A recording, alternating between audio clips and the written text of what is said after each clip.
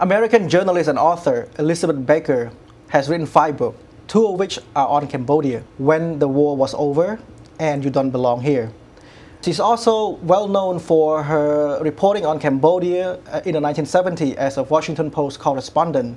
And recently, a film was made based on her story, which is a trip to interview the Cambodian authoritarian leader of the Khmer Rouge regime, Pol Pot.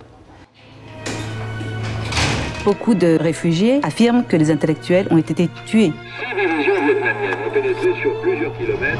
Pourquoi vous mentez? Qu'est-ce que vous avez fait de Paul? Vous n'avez rien compris à notre révolution. Today we have Elizabeth here with us. Thank you so much for taking your time to be with us today. Well, thank you for inviting me. I'm very happy to be here. First of all, the movie Meeting with Pol Pot, Yes. which is directed by Rithy Panh, a Cambodian filmmaker. Yes. And it's based on your story. It's a story about you and 2 other journalists who was invited to interview Pol Pot, the leader of the communist Khmer Rouge regime in the 1970s. What was it like watching your story played out for the first time? Well, first of all, I would like to say I wasn't invited. I lobbied like a lot for the visa. Like a journalist, we don't like to be said we're invited. I lobbied very hard for the visa because, as you remember, they didn't allow foreign journalists in. We were the first and the last. Mm-hmm. So, to get to the question, it's astonishing. Rithy Panh, this is our second collaboration, he's a genius. I think he might be the only producer in the world who survived something like a Holocaust and then became the main director of movies about that. I always tell people, imagine if Anne Frank had survived and then become a director of the great movies about the Holocaust. That's Rithy. So I trust him. And I had to really trust him because he took my story and did a lot of fiction with it. Mm-hmm. And he turned us into 3 French journalists, for instance, not American. And my name was no longer Elizabeth, it's Lisa. But the storyline itself is very true to what I went through. Mm-hmm. 2 weeks under the Pol Pot regime. And what it was like, it's, at first, I was not expecting to be particularly moved. But by the end of the movie, I was in tears. It went deep into me. It resonated he captured what I felt. He captured the conflicts, but he added a sense of this was important. Mm-hmm. And that was wonderful. That's amazing. So the film was based on one of your book, When the War Was Over. Yes. And to me, it looked like a story about journalism. Yes. Basically, and you mentioned that you were not technically invited. You tried to lobby and to get in. And why do you think Pol Pot allowed you to interview him back then? It was a crisis in the regime. Mm-hmm. This was in December 1978, and he had instigated what had been a borders dispute with Vietnam into a full-blown war. So he needed witnesses, and he needed sort of, I think in some ways, scapegoats, someone. So he invited us, 2 journalists and a British academic, I think to sort of send a message back and to also, in a delusional hope that with foreign correspondents, maybe the Vietnamese wouldn't invade. So it was not that he loves journalists, it's that he was at a very low point and he thought he could use us. So the film depicts your journey, going there, meeting with Pol Pot, talking with him. I want you to bring us back a little bit to the moment you heard the news that you were going to interview Pol Pot, and then during your meeting with Pol Pot in person. Well, this was 2 weeks, so it was a total propaganda tour. All those 2 weeks, and they felt like very long weeks. We were taken around the country. We were only shown what they wanted us to see. We were only able to meet and talk to people that they had arranged for us to see. they did, if I particularly, because I was the only one of the three who had lived in Cambodia before. I'd lived there during the war, and I spoke enough Khmer to understand some of what's going on. And so they would prevent us from even leaving our guest houses around the country. They would lock us inside. So this is real propaganda. And as a journalist, it's very restricted. Did they look at your question first? Everybody question first before the interview, or? No, the only time they did that was for Pol Pot. What was Pol Pot like? I mean, when you meet him, Okay. talk to him. They wouldn't tell us until the very last day that we would see Pol Pot, and they gave us an hour to get ready. And he was sitting in a chair almost like a king in a throne, very much like that. Behind him was the foreign minister, Ying Sari, and Tuan Prasit, and a translator. And he sat there. He did not get up when we came in. And we said hello. We were seated to his right, and a glass of juice. And then through the interpreter, he spoke French, but he would not speak French with us. He would only speak Khmer. He said that he would send written answers to our questions, but he wanted to tell us about the situation facing Cambodia. Now, he looked wonderful. He was very well groomed, beautifully tailored Mao suit, great smile, and that was not my image of him.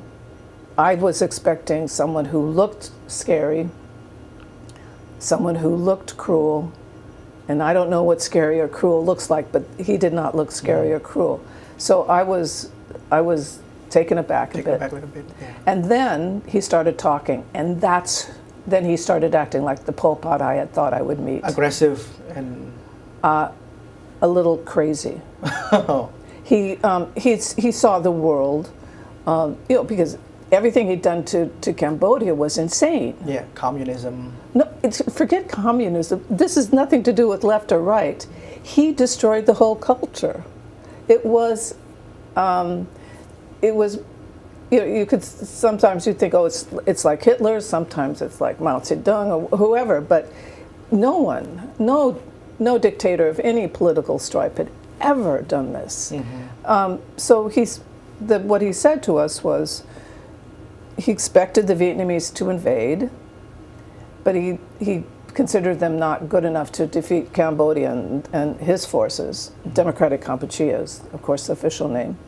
And so he expected the countries of Eastern Europe, what was called the Warsaw Pact of the Soviet Union, he expected them to be allies and to have already had their forces stationed in Vietnam and come across the rice fields to take Cambodia. And what he wanted was the NATO troops, North Atlantic Treaty Organization troops, including the United States, to come now and help him. It's insane. So it turned bleak after that. Like in the movie, it was depicted too. One of the three people you included, one of them were killed, the British academic. What happened? So Richard Dudman and I finished our interview. We were driven back to the guest house. Then the British academic was driven to Pol Pot, where he had his interview, which was more discussion of revolutionary agriculture and economy. And when his name, Malcolm Caldwell, when Malcolm came back, he said he had a very good interview, very happy, and he tended to accept that the Khmer Rouge were at the beginning of a good revolution, and so did Richard Dudman, and I wasn't. So I was the odd person out, and so he had a good interview with Pol Pot and was agreeing with all this stuff.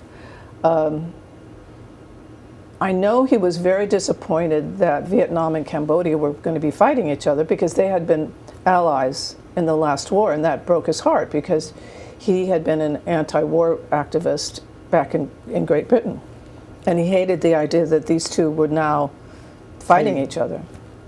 We went to bed. So we're asleep, and all of a sudden I heard a sound that I thought was garbage cans. And then I woke up and I said, no, that's gunshot. So I was on the first floor, the others were on the second floor, and I went out and I saw a gunman.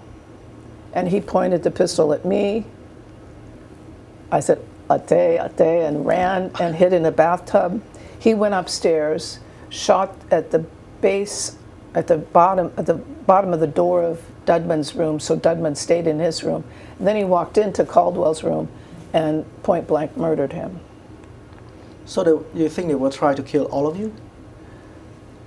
I think they're crazy. But I didn't know what was going on because I was hiding in the bathtub, and we weren't rescued for hours.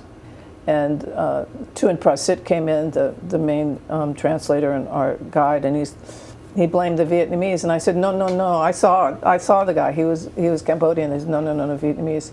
And it didn't make sense. We were taken from the house, interviewed by a police officer, and morning came. We had a ceremony with Ying Suri around the coffin of Malcolm Caldwell, went back, then went on to Beijing.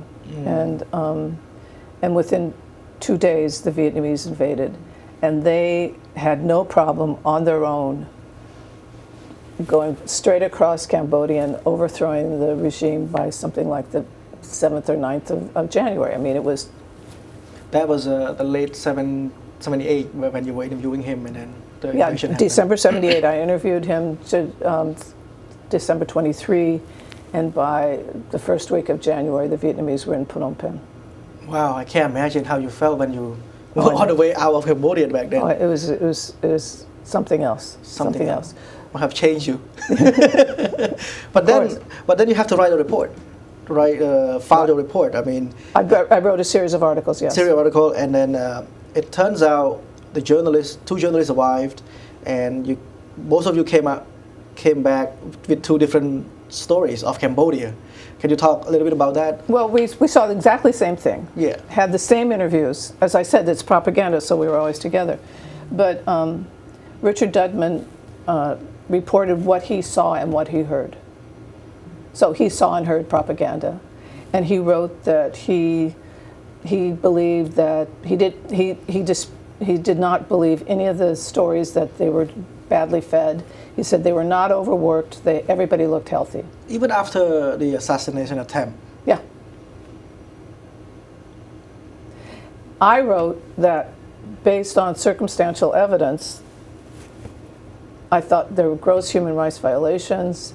People were not being well treated at all, and it was astonishing that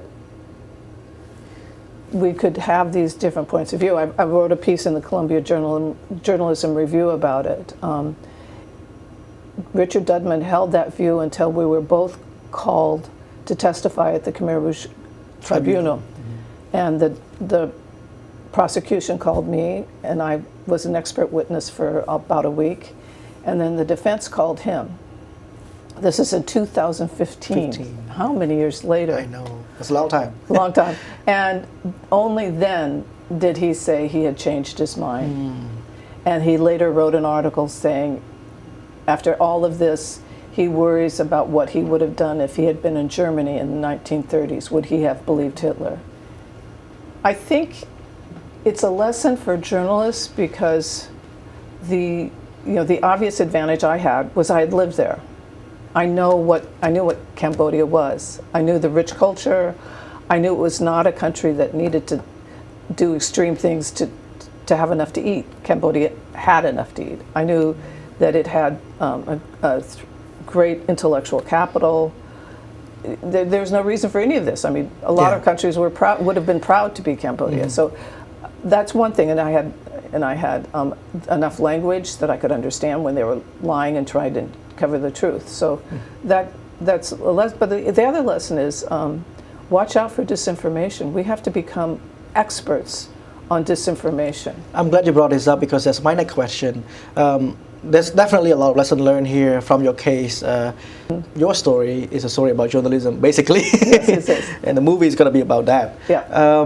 Now, in this political landscape around the world. Yes. I mean, you have politicians accusing journalists as sources of fake news, creating disinformation. Journalists now are not just dealing with propaganda, Yeah. but we are becoming the target for politicians of distributing fake news. Yeah. What's your take on that, and how should journalists deal with these challenges? Well, that is the question, and that's what you've just described what the big question of the movie is. The leaders, including our president-elect Donald Trump, have called journalists enemy of the people. We're not the enemy of the people, and different ways to quiet our voice. Threaten to sue if you don't like what we're doing. In Cambodia, we know how many times when either Hun Sen or Hun Manet are unhappy, they say, oh, national security risk, oh, we don't like what you said, it might disturb the peace, oh, we don't like what you said, we think it's disinformation. So the power of the government is all of a sudden being directed towards the journalists who are, well, in the United States, we're protected by the First Amendment. We are we're the voice. We should be the voice, and we should be accepted.